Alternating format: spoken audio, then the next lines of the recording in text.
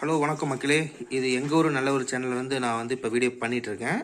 இன்றைக்கி என்ன நம்ம வீட்டில் அப்படின்னா கருணைக்கிழங்குல எப்படி சப்ஜி பண்ணலான்னு பார்க்கலாம். அதுக்கு தேவையான பொருள் பார்த்தீங்கன்னா வெங்காயம், பச்சை மிளகா, தக்காளி, அப்புறம் கொஞ்சமாக வெல்லம், அப்புறம் ஒரு 5 கருணைக்கிழங்குங்க நல்லா வேக வச்சுக்கணும். வேக வச்சு உரித்து எடுத்துக்கணும். அப்புறம் எலுமிச்சை சைஸ் அளவுக்கு பார்த்தீங்கன்னா புளி, அதை ஊற வச்சுக்கணுங்க. கடாயில் முதல்ல பார்த்தீங்கன்னா 3 டேபிள் ஸ்பூன் எண்ணெய் ஊற்றிக்கணும். எண்ணெய் ஊற்றின பின்னாடி பார்த்தீங்கன்னா சிறிது அளவு கடுகு மட்டும் லைட்டாக வெடிக்கிற மாதிரி போடணும். சிறிதளவு கடுகு,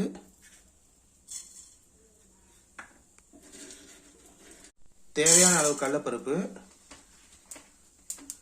அப்புறமேல் நம்ம பச்சை மிளகாய் போட்டுக்கணும். பச்சை மிளகாய் நல்லா வணக்கின பின்னாடி வெங்காயமும் தக்காளி ப்ளஸ் கருவேப்பிலை போடணும்.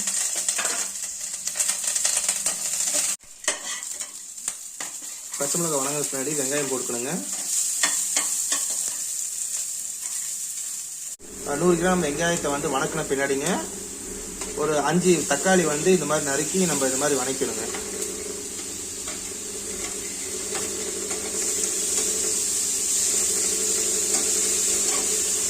இது நல்லா வணங்கின பின்னாடி சிறிது அளவு மிளகாய்த்தூள் மட்டும் தேவையான அளவு போட்டுக்கணுங்க. ஒரு டேபிள் ஸ்பூன் மிளகாய்த்தூள் நம்ம சேர்த்துக்கிட்டோங்க. ரெண்டாவது பார்த்தீங்கன்னா மஞ்சத்தூள் ஒரு ஸ்பூன் நம்ம சேர்த்துக்கிறோம். புளியும் கருணைக்கிழங்கும் பார்த்தீங்கன்னா இந்த மாதிரி நல்லா மசிச்சுக்கணுங்க. இதை கடைசியாக அது வணக்கின பின்னாடி இதை சேர்த்துட்டா கருணைக்கிழங்கு சப்ஜி ரெடி ஆயிருங்க.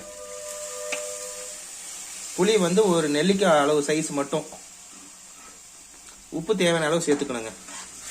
அவ்வளோதாங்க. இப்போ கருணைக்கிழங்கு சப்ஜி இப்போ ரெடி ஆயிடுச்சு பாருங்க. எனக்கு கொஞ்சம் நேரத்தில் காமிக்கிறேன் பாருங்க.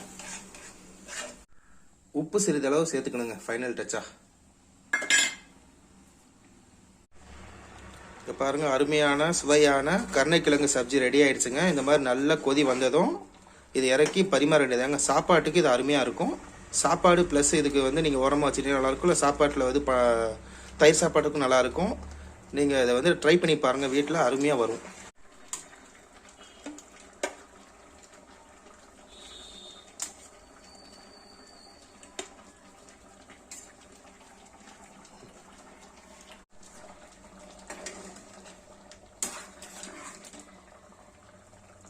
பாருங்க, அருமையான சுவையான கருணைக்கிழங்கு சப்ஜியோட சாப்பாடு ரெடி ஆயிடுச்சு.